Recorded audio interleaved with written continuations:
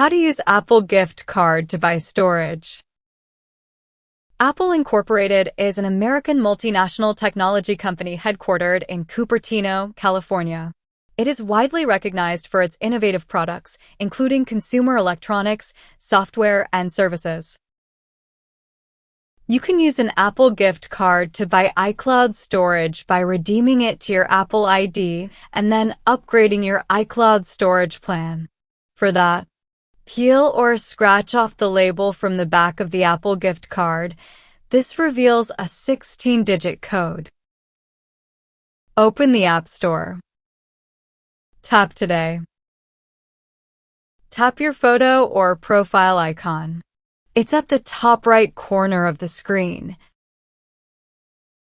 Tap Redeem gift card or code.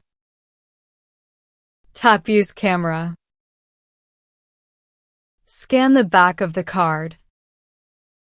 Tap Redeem. Now go to your iCloud storage. Click on Buy Storage. That's it. Thanks for watching.